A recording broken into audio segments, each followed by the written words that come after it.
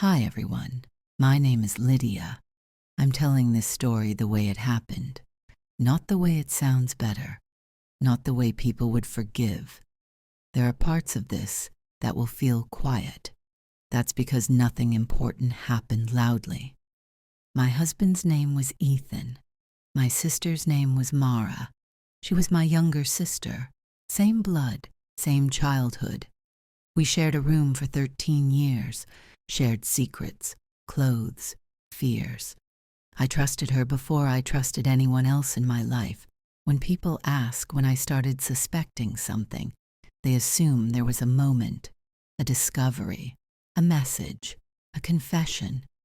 There wasn't. There was only a gradual understanding that the space I occupied was being measured. Mara moved in with us after her divorce. She said it would be temporary. Ethan insisted.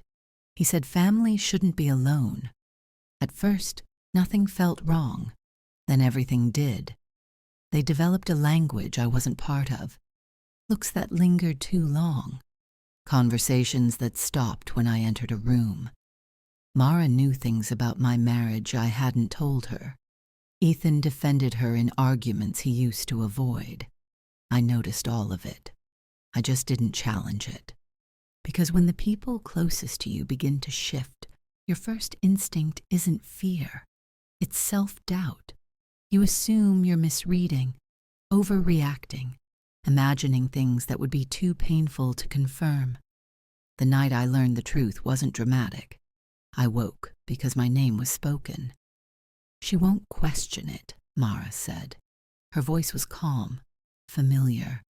The same voice that used to read beside me in the dark when we were children. Ethan answered immediately. She never does. There was no hesitation, no guilt. I didn't move. I didn't open my eyes. I listened as they discussed me like a problem that had already been solved. They talked about timing, about how it had to look unplanned. They talked about a weekend trip, a hiking trail, a place with a steep drop. They talked about my death the way people talk about logistics, efficient, detached. That was when something inside me went quiet. I understood then that this wasn't about desire or passion. It wasn't about love. It was about removal. I was the obstacle. Once gone, their lives would become simpler. They believed I would walk into it without resistance.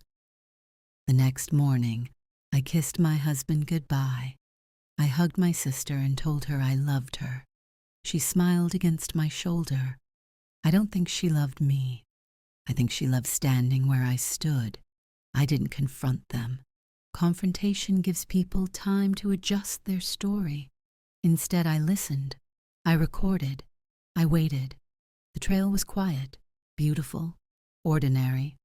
Mara stayed close to me. She talked about childhood memories, about how life changes. She said she was proud of me. Ethan followed behind us, silent. When we reached the edge, Mara pointed out the view. She told me to step closer, to lean forward. Her hand pressed against my back, and in that moment I finally saw her clearly, not as my sister, not as family, but as someone who had memorized my weaknesses. I turned to her and said calmly, "You know he'll never protect you the way you think." Her expression changed. Not fear, anger. She pushed, but the ground shifted under her foot. The sound she made when she fell wasn't a scream. It was surprise. They called it an accident. They said she slipped. They said tragedy doesn't discriminate. Ethan collapsed when he heard. He cried harder than I'd ever seen him cry. At the funeral, he held my hand and told everyone he had lost too much already. At night, he woke up shaking. He whispered her name in his sleep. He thought guilt was punishment. It wasn't. It was preparation. I stayed. I watched him unravel slowly, quietly. He tried to rebuild, to move on, to pretend. He never noticed how carefully I watched him, how patient I had become. Time doesn't heal everything. Sometimes it sharpens it.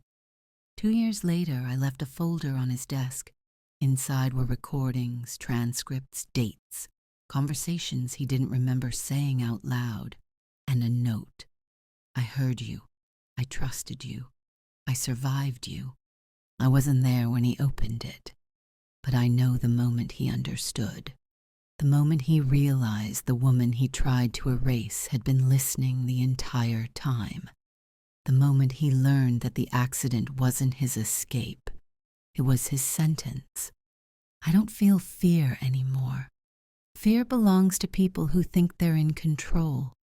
And Ethan finally understands. Freedom isn't something you take. It's something you lose the moment you decide someone else shouldn't live.